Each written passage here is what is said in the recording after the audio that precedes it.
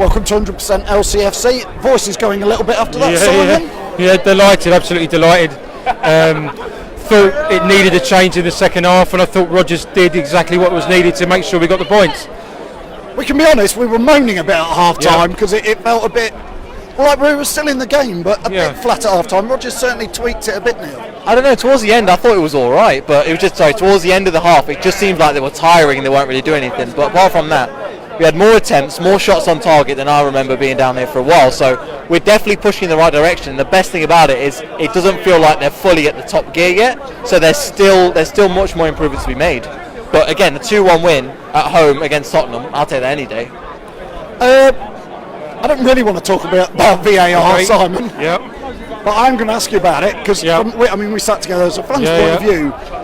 We haven't got the foggiest what's going on with these VAR decisions, and it is not entertainment.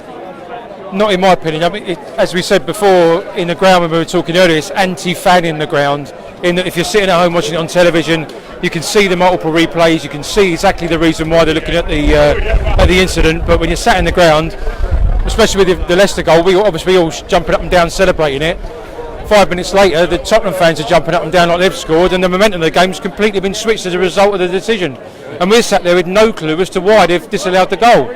Obviously, we sat there and searched for our phone to find out why it was, but we're completely clueless. They showed it on the screen for potentially 2 seconds, like 4 screenshots and just a picture, and then that was it. And then as soon as everybody went, look, it's on the screen, it disappeared. So it wonders what's the point in going into all that effort if you're not going to leave it up there for that period of time. It's not like there was anything going on the pitch, because they'll still kick it off. So I'm not sure. It sort of feels like with the VAR, they don't want the fans in the ground to see it and be involved. But I don't want to loiter on that. It could have been 3-2, which is what you predicted. It could have been. Arguably should have been. Talk us through the Leicester goals. Fantastic. I mean, obviously, from our point of view, that first half was a little bit. I thought we were a little bit out battled. Really, I think they were a bit more physical, a bit bigger a physical presence than us, and I think we lacked a little bit in that first half of that final third touch or that final third ability. We looked a little bit second best really in the final third, but the second half obviously turned that around, and cracking second half, and obviously the win is amazing.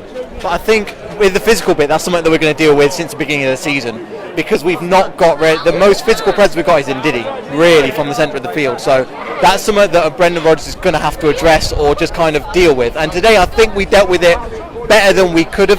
We dealt with it pretty well. So again, it's just the size of the squad and the players, especially with Harry Maguire going, and that'll bring. Soyuncu's not a big player. We're still strong, but we've just not got that physical presence. But they handled the formation they played, how they handled it, I think it was perfect. And again, we don't need Tielemans and Chowdhury and Ndidi, 2 holding midfields. It just, we've seen today it works. So, and play Maddison centrally, we'll get results.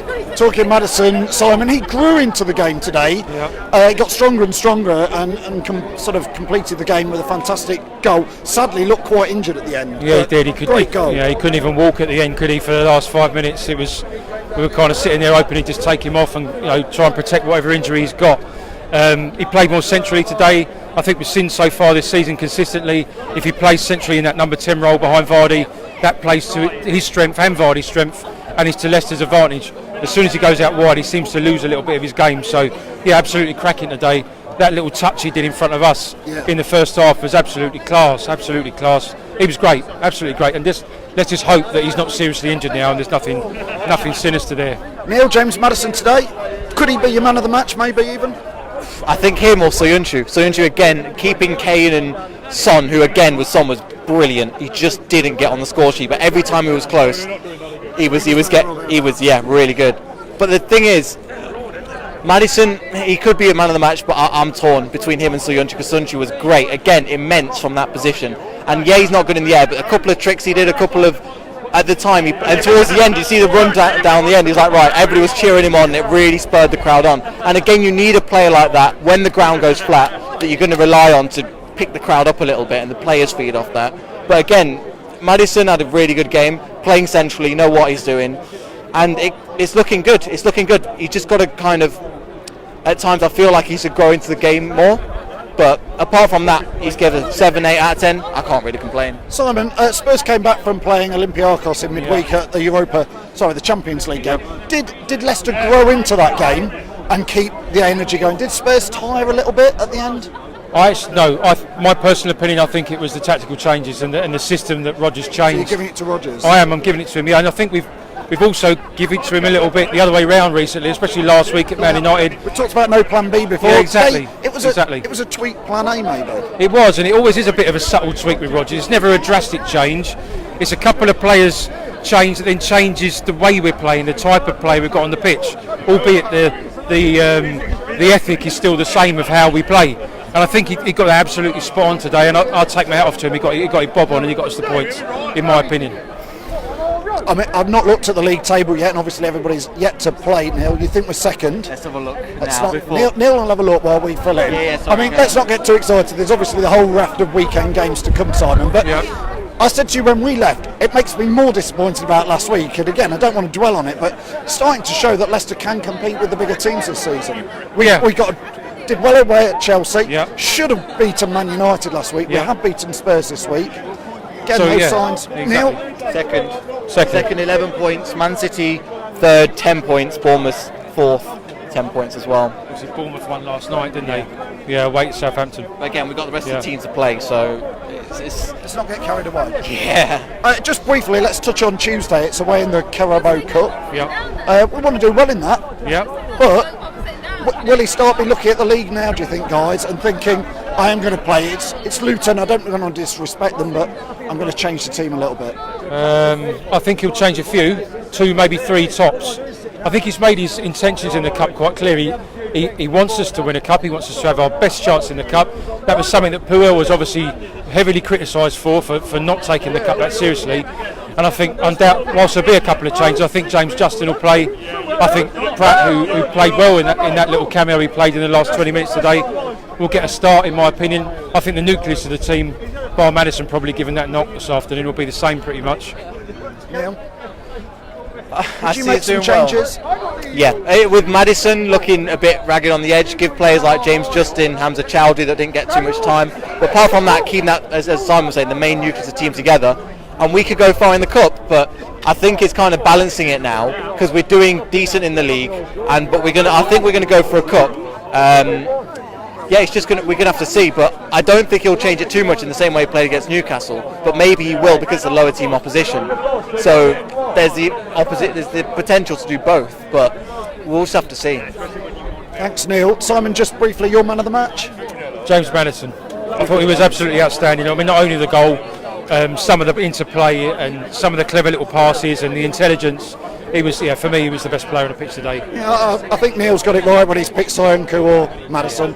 I think I'm just with you on Maddison, just for getting that goal. It was a quality goal. Can I just say, Pratt, when he came on, had a great game. Chowdhury came on, did a decent job as well, but Pratt's really going into this squad, and in the same way that players like Ricardo took a few weeks to work, kind of come in and set his place, I think Pratt arguably had a better game than Tielemans, to be honest, even though he didn't play any of the time.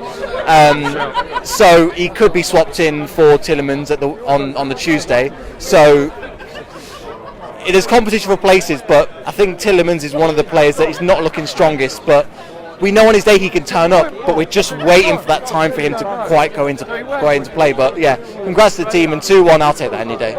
Yeah, Simon, you did say you'd seen more of Pratt before out of today than you'd seen all season. Yeah, I think I learnt more about him in that 20-25 minutes I've learnt from all season so far. I've certainly learnt more about his play, his style of play, what he can offer the side.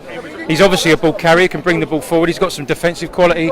He's a bit of a jack of all trades in there, and I thought he did a great job. And I'd agree with Neil that I actually thought that over the course of the game we probably got more out of him than we did out of Tielemans in the 90 minutes. I'd agree with that. And again, just a final point, Demarai Gray, we were all slagging him off after last week's performance. He looked so much better coming off from the bench and having a 15-20 minutes now. It just looks like that's his position, and we've kind of known this for a while. We know if he starts, it's a little bit wavy, but when he came on, he did get a yellow card quite quickly, and it was aggressive. And that's what we want from him, and kind of that hunger, and that hunger comes from off the bench, kind of him wanting it. Him starting, it just looks like a completely different player. But even against Man United, that's still the strongest performance I've seen in a while from Demarai Gray. Okay, guys, thanks for joining us. Thanks for the pre-match and after-match, and thanks for all your comments. Let us know who you thought was man of the match, and we'll catch up with you later. Cheers.